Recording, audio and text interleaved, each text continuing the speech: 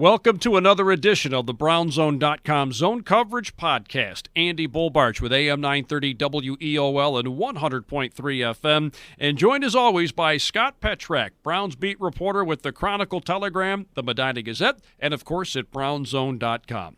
Scott, great to be joined by you once again. We are halfway through the month of July, getting awfully close to the beginning of training camp, we hope. And Scott, there is plenty of Browns news to discuss today. Yeah, there always is, isn't there, Bull? This is supposed to be the kind of dead period before training camp, in the NFL calendar. But number one, you have, obviously, we'll talk about the Myles Garrett deal getting done, and then things are different this year with the pandemic. And there's so much uncertainty that it feels like every day there is something new to either new news or a new topic to discuss regarding the NFL season. So there really hasn't been much downtime. There certainly hasn't been, and we don't know exactly how training camp is going to look. We also don't know how many preseason games there are going to be, but again, we'll dive into that a little bit later on. We start with front page news here. Myles Garrett, a very rich man, 5 years, $125 million, 100 of that guaranteed, $50 million signing bonus. Hard to find anything really wrong with this, Scott, on the surface, because I think if you're to pick out one guy on the roster that deserves a big payday like this, it's got to be him, right? Yeah, you're probably right, Bull. He's due for it. It's that time of his contract when you can start renegotiating. Now, he had 2 years left on the rookie deal. The Browns could have chosen to, see him play this year, see how he responds to the suspension at the end of last season. But the issue with that is the team loses some leverage, player gets closer to free agency, the dollars probably go up. So the Browns were obviously content to make their commitment to Myles Garrett known, get the deal done. It's a record-setting deal. It's the most, the yearly salary, the yearly average salary is the highest for a defender in NFL history, which I'm sure is something Myles' camp and his agent were aiming for, because that's how it works in the NFL. The next big-time player to come up is usually the highest-paid player. So, you knew it was going to happen, and it makes sense that it happened. The only thing I'll say is Myles has not, in 3 years, played up to the highest-paid player in the league, right? He hasn't played like that. You can look at Khalil Mack, and he was the Defensive Player of the Year. I think he's a five-time Pro Bowler. Aaron Donald, two-time Defensive Player of the Year. I think he's a six-time Pro Bowler. And Myles, it's only been 3 years. He was a Pro Bowler once. He was headed toward the Pro Bowl last year with 10 sacks in 10 games, but then he had the suspension. And I just don't think Myles has been the dominant force that you would hope for a number one overall pick. And this isn't Myles' fault, but he was in the same draft as Patrick Mahomes and Deshaun Watson. And you have to look at that and say, okay, the Browns would obviously rather have Patrick Mahomes. I think you can make the argument they'd rather have Deshaun Watson as well. But Myles has been a good pick, and he's played well, and he has almost unlimited potential. And Myles knows that, and I think there's a level of frustration, maybe as a fan watching the game, saying, when is he going to live up to the number one pick? When is he going to dominate? When's he going to be the guy that takes over a game? And we've seen glimpses, and I'm not saying he's never done that. I just don't think it's been time and time again like you'd hope for Defensive Player of the Year, like Aaron Donald does, Khalil Mack does. We've seen even Nick Bosa and Joey Bosa do that from time to time in their short careers. So my point is Myles needs to play better over these next 5 to 7 years, right? The contract runs through 2026. He needs to play better to deserve the money that the Browns just gave him. And he told us yesterday, we talked to him on a Zoom call Thursday, and he said he's determined to do that, right? He said, keep betting on me, Cleveland, was one of the statements he made. And he said, I'm going to assert myself as a top dog in the league when I asked him about, the Mack and Aaron Donald comparison. He said, yeah, it's time for me to assert myself as a top dog. So he knows he has that in him because he has a rare set of skills, right? I mean, he's 6'4", 260 pounds. He's fast. He's strong. He's explosive. All those things. You watch him work out. He's works out like a maniac all season. He's sculpted. He just needs to play like the best player in the league. And I think you've seen glimpses, but not sustained playing like the best defensive player in the league. And, of course, he is the headliner. That defensive line is certainly going to be relied on heavily, Scott. We've talked a lot about the youth in that linebacking group as well, so he's at the forefront of a group that will be relied on very heavily throughout the course of the season.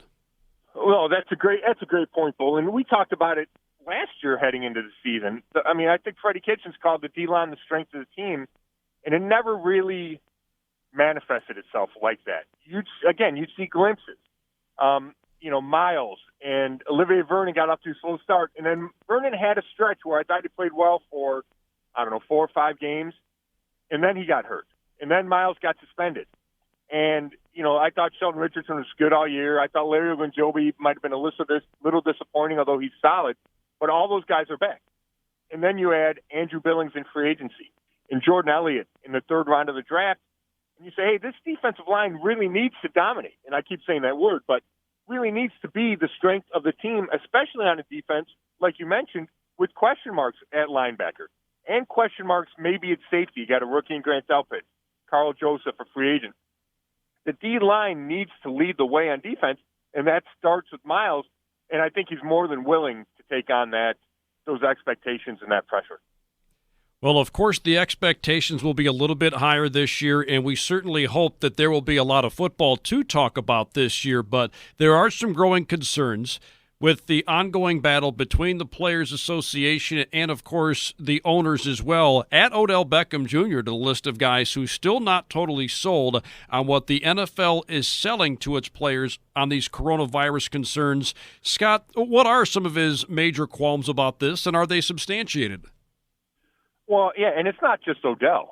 J.J. Watt tweeted something Wednesday or Thursday about, hey, we want to play, but we're worried about this, this, and this. So the answer to your question is it comes down to health and safety, right? And do they feel like the league is doing its best and putting in enough provisions to really take care of these guys? And that's what the players are worried about. And like Myles Garrett, we talked to him yesterday, he talked about it. He's not worried about himself, right? He's a young guy, he's in great shape. He thinks he's going to be okay. He's worried about, do you pass it on to your friends? Do you pass it on to your family? And that's a real-life concern that the NFL players have, and they don't want that to be overlooked by the league or even by fans, right? I mean, fans are like, oh, just play. We want to see you play. Like, hey, I got my mom and my grandma to worry about. It's not that simple. It's not all about $1 million paycheck or, in some cases, a $25 million paycheck. So I feel like there are specific issues, right? They have to figure out how much testing. And there's no testing protocol in place yet. Is it 3 times a week? Is it twice a week? How fast do they come back? Is it when you report is 75 or 80 or 90 guys on the roster at one time, and then you overwhelm the system and you overwhelm the building, or do you ease back? Do you begin workouts in sets of 20? Do you practice that way for a week just so you can kind of ramp up? I think those are the kind of details that need to be worked out, and the testing is more than a detail. It's a huge part of this, right? Because I think in order to convince the players who aren't going to be in a bubble like the NBA, who are going to sweat and bleed and spit on each other in practice and in games, I think the only way you can kind of alleviate some fear of the players is to ensure them that the testing will be done in a fashion that you can trust the guy you're lining up next to and across from doesn't have the virus. And the only way you can do that is by testing enough that there's at least a sense of, okay, I'm not putting myself in extreme danger. And we saw the MLB struggle with its testing and how fast you got the results. And I think the players need affirmation from the NFL that things will go more smoothly. There's talk about a shield on a face mask. Myles Garrett isn't buying into that. He doesn't think that's going to be the difference maker. It's about testing. It's about how the building's set up. I think those are some of the bigger issues that the sides are trying to come together on. And then there's money too. How do you handle the shortfall in revenue in 2020? How do you handle that moving forward? And the preseason. And I know we want to talk about it a little bit, but that's also a stumbling block. The players keep saying 0 preseason games, and the league wants 2 preseason games. and we're getting close to it, and these decisions and these agreements need to be made. And I think it's the Chiefs and Texans. The rookies are supposed to report this weekend, and there's no agreement, but the league feels like, and the teams feel like they can just tell the players to show up because we have a new collective bargaining agreement. It says the league can set dates for training camp, and the players are kind of balking like, hey, there's not enough set in stone here for us to be comfortable to show up, yet they're going to be expected to show up anyway. Well, while we're on that topic, I mean, do you think we're looking at a summer with just one preseason game? Because if we're to believe that neither side is really willing to budge a whole lot here, that's the common ground, right? Just the one preseason game. And I think that both sides do understand the importance of playing at least one preseason game. But we're at a point now, Scott, where I think if they're going to make it one preseason game, they're going to have to make that determination relatively soon here because while coaches, I'm sure, would like a lot more than just one preseason game, if that's all they have at their disposal, I think they're going to need that right away so that they have an idea as to how they can orchestrate their training camp and plan accordingly. Oh, there's no doubt about that, Bull. Let's just put yourself in Kevin Stefanski's shoes. Never been a head coach, hasn't met plenty of his roster, has never spoke to them in person. He's going to want to show up, and we know Kevin Stefanski. He's a meticulous guy, right? He's organized. You don't become a head coach at whatever he is, 37, 38, without being that way. I'm sure he's had his training camp schedule planned out from before he became a head coach. Every day, how I'm going to run practice. And now it's all up in the air. He doesn't know when their first practice is. He doesn't know if they're going to have to go 2 weeks without practicing in pads, right? I mean, normally, on the third day you're going to be allowed to practice in pads. Now that's all up in the air. How many preseason games are you going to play? All those things that a first-time coach is having to deal with. So, yeah, there needs to be some certainty. And I know that the organization wants to see, not all organizations, want to see preseason because they want to evaluate the guys on the roster. The players are saying, hey, this is a unique set of circumstances. We want as much time as possible to ramp up. We don't think travel for a meaningless preseason game is necessary. Show us that you care about our health, by not forcing us to play in the preseason. And that's where the battle is. Now, maybe the compromise is one game, and it's a game where you can drive to, right? So you can load the players up on buses, spread them out, and drive them to Detroit, and you don't have to worry about getting on a plane. You don't have to worry about staying in a hotel, maybe even if you don't want to do that, to make the players feel better and to give the coaching staff one game to see on the field. But that's feels like a big stumbling block still, and the league feels like it can mandate whatever it wants to through the CBA. But I think you want goodwill with your players, especially when there's so many areas that you need to work through, whether it's safety, whether it's health and safety, whether it's lowering the salary cap next year or for the next 5 years to make up for the revenue fall. It would be a good time for the league and the NFLPA to come together because there are a lot of moving pieces. There are an absolute ton of moving pieces for sure. And I mean, training camp is one of those things we've been banking on it starting on time, but over the last couple of weeks, I think there's certainly been some growing concern that maybe it might not start on time. And I think we all expect it to be way, way different. And the testing thing, which you referenced before, Scott, that's something I think the players want a lot more comfortability with. And I think initially with the NBA and Major League Baseball, they weren't too pleased with the way it went at first. But if you look at some of the results recently with baseball in their summer camp and with the NBA, with just about everybody having reported to that bubble, the testing seems to be in a much better place now.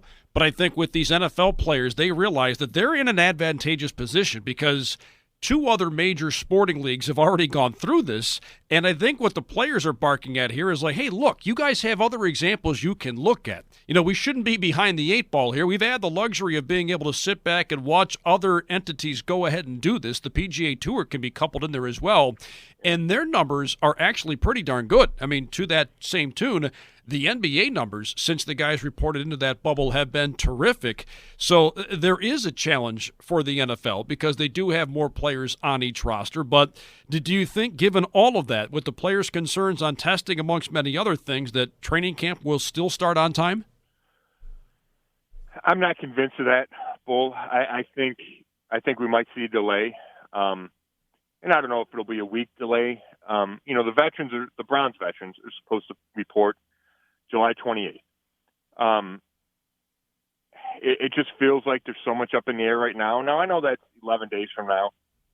But guys need to make travel arrangements, right? The Browns need to set up a protocol for, all right, these guys are here. We're going to test this group today. We're going to do this tomorrow. Like I keep saying, there's a lot of moving pieces. There's a lot that needs to be decided from an organizational standpoint once they get the set of rules. So it wouldn't stun me if, let's say, we have an agreement on a set of return to work guidelines next Thursday, let's say, and then you say, okay, we're 2 weeks away from reporting. So then it becomes August 3rd or August 4th, and that's probably not going to affect the start of the season. It just, it's another delay before Kevin Stefanski can get his guys on the field. That just feels like it's moving in that direction. Like we're not going to get the preseason or the training camp starting without a hitch. I would say we're going to have some kind of delay. Yeah, but I got to say, you talk about the NBA, and that's a good point, but the NBA hasn't played games yet, right?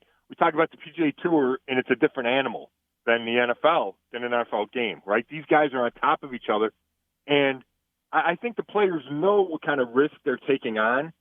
They just want to feel like the league is doing everything in its power to control all the risks outside of a normal practice or a normal game. And I think that's where the players feel the league has fallen short to this point. And I don't know exactly what the league can do to make the players feel better because on Sunday, you're bumping and you're blocking and you're tackling, all those things. I'm sure some players will never be comfortable because you're not going to be able to remove all the risk. But I just think the players want, I don't know if it's more of a commitment from the league or more of an appreciation from the league, from the owners and the league itself, that we're putting ourselves at risk. Please acknowledge that, and please do all you can to mitigate that. And I think a lot of it is acknowledging it because, I've seen some players say, the owners stay in their boxes, in their luxury suites. They fly on private planes. They don't put themselves at risk, so they still get the money. But in order for us to get our money, we need to put ourselves at risk, and that's always going to be the way of the NFL and those professional sports leagues. But this is a different time, and I just think the players want to feel appreciated and want to feel protected. One more thing, Scott, before we get into the golf shot of the week. While we're talking about training camp, I know last week we discussed some of the anticipated changes as far as how it might be covered and some of the restrictions that you might be faced with there. But how about the way it'll be conducted as far as the way the practices and the workouts and things like that will be done? What kinds of changes do you anticipate there? Well, I think the biggest one will be, I don't know if the biggest, the first one that jumps into my head is we're going to see a much slower ramping up until real practices. And when I say real, I mean 11 on 11, everybody's in pads, and you're running goal line drills. Right? That's what, as a reporter and, when fans go to training camp, that's what they look forward to. Those are the best drills of camp, right? It's either the goal line, it's the 11 on 11, and you can see, Odell go up against Denzel Ward, and you can see Myles Garrett go up against Jedrick Wills. I mean, those are the battles you're looking for. And I just don't think we're going to see full-on contact for at least the first week, maybe 2 weeks of training camp, because I think there's the corona concerns, and two is the players did not have a normal offseason. Not only were they not having OTAs and mini camps, many of them were limited in what they could do working out individually. Just because the corona shut down gyms and those kinds of things for a while at least. So they want a slow ramp-up period, and think they're going to be given that. And whether that's 10 days before pads or 14 or 17, I think we're going to see a real slow increase in how practice is conducted, and that's going to be really different. As far as the virus, too, I mean, do we see guys huddle? Do we see teams huddle before every snap of practice like you normally do? Maybe not. Maybe Stefanski just yells out a play, and that's how you're never going to be able to completely social distance, but you don't have 11 guys huddled in within 4 feet of each other, right? You're all holding hands in the huddle. Let's spread out for practice, and I'll just yell out a play, and you guys run it. Maybe we'll see that. My guess is you'll see less tackling just because I think coaches and the league and the players could think, well, we're keeping them safe from the hamstring injuries that we're normally worried about from guys coming back from a long layoff, and let's mitigate the corona risk. So there's no doubt it's going to look completely different, Paul. I'm just not exactly sure all the ways it will look different, but I feel pretty confident that we're not going to see the same amount of hitting, especially early in camp. I think that's a great point, especially when you consider the idea that there's only going to be one preseason game. Well, what's the point of ramping up that early if you don't need to? So it'll be really, really fascinating to see how that all plays out. All right, Scott, we have reached that point in the podcast where we need to discuss your golf game. So you went out and played a couple of times last weekend. What are some of the golf shots that stand out to you?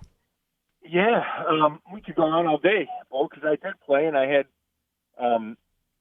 my best round of the year Wednesday at the Legacy course at Sweetbriar.